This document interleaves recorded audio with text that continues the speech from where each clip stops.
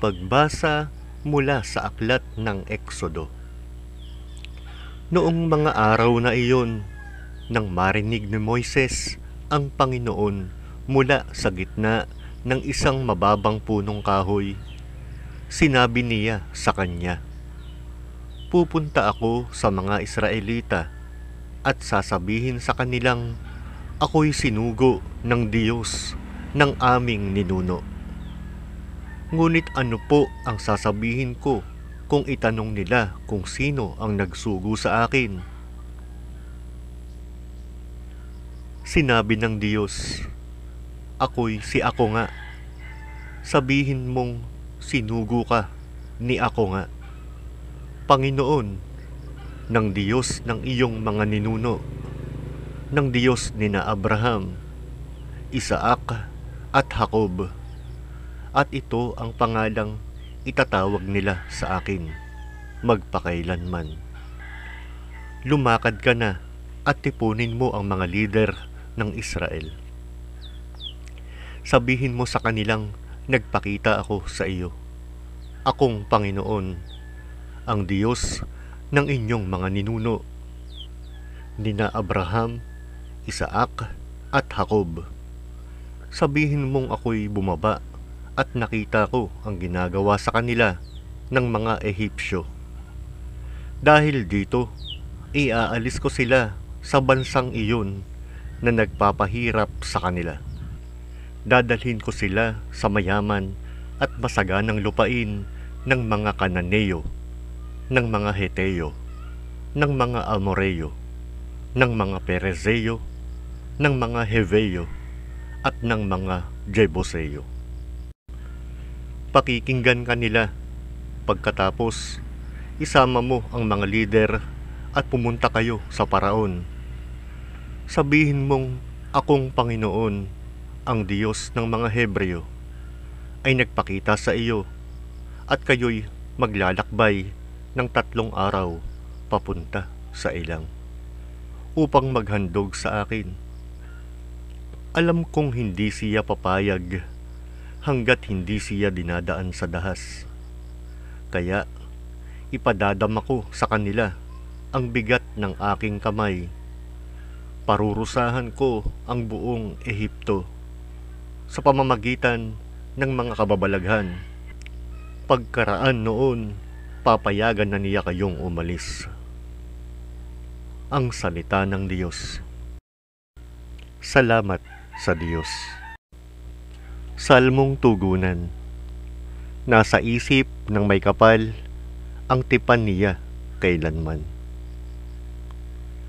Dapat na ang Diyos, ating Panginoon, ay pasalamatan. Ang kanyang ginawa sa lahat ng bansay dapat ipaalam. Ating gunitain ang kahanga-hanga niyang mga gawa. Ang kanyang paghatol, gayon din ang kanyang ginawang himala. Nasa isip ng may kapal ang tipan niya kailanman. Ang tipang pangako'y laging nasa isip niya kailanman. Ang mga pangakong kanyang binitawan sa lahat ng angkan. Ang tipan ng Diyos ay unang ginawa niya kay Abraham at may pangako ring ginawa kay Isaac na lingkod na mahal. Nasa isip ng may kapal ang tipan niya kailanman. Ginawa ng poon ay kusang pinarami ang kanyang hinirang. Pinalakas ito higit pa sa lakas ng mga kaaway. Tinulutan niyang doon sa Ehipto, siya ay itakwil. Ipinabusabos at pinahirapan ng gawing alipin. Nasa isip ng may kapal ang tipan niya kailanman. Sa kainutusan itong si Moises, sinugo ng Diyos. Sinugo rin niya pati si Aaron, ang piniling lingkod. Sa bansang Ehipto'y maraming himalang ginampanan sila.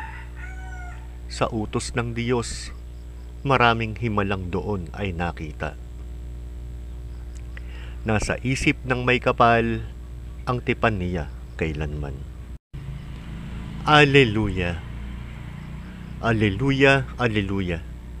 Kayong mabigat ang pasan ay kay Jesus maglapitan upang kayo'y masiyahan. Aleluya! Aleluya! Ang mabuting balita ng Panginoon ayon kay San Mateo. Papuri sa iyo, Panginoon. Noong panahong iyon, sinabi ni Jesus, "Lumapit kayo sa akin, kayong lahat na napapagal at nabibigatan sa inyong pasanin, at kayo'y pagpapahingahin ko. Pasanin ninyo ang aking pamatok at mag-aral kayo sa akin. Ako'y maamo at mababang loob, at makasusumpong kayo ng kapahingahan para sa inyong kaluluwa. Sapagkat maginhawang dalhin ang aking pamatok, at magaan ang pasaning ibibigay ko sa inyo." Ang mabuting balita ng Panginoon. Pinupuri ka namin, Panginoong Hesukristo.